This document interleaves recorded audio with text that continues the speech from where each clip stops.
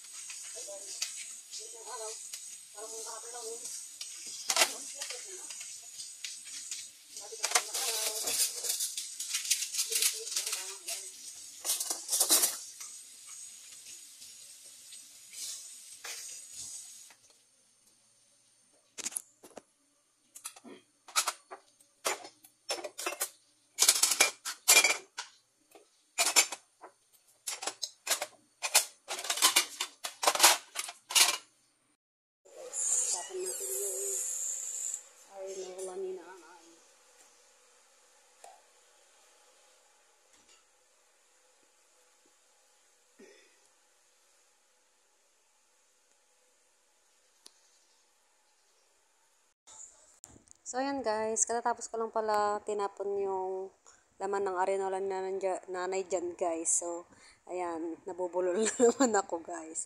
So, ano guys. Hinuhugasan ko nga pala dyan yung mga trash can guys. Kasi maalikabok na rin sila. So, ayan. For the hugas-hugas muna ang person dyan guys. Hugasan ko lang siya guys, tapos papatuyuin natin. So mamaya na natin siya ipapasok sa mga loob ng mga banyo. So ayan.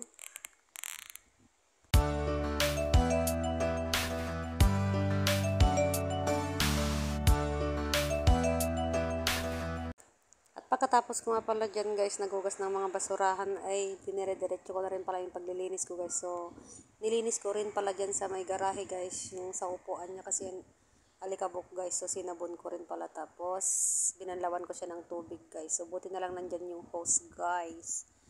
Ayan. So, for the spray muna tayo ng tubig dyan guys para matanggal yung alikabok. So, ayan. Tangan natin ng tubig. Yung tatlo.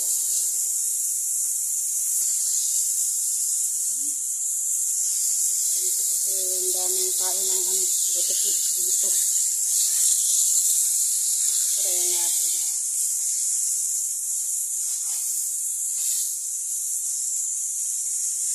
Salamat mo. Tayo.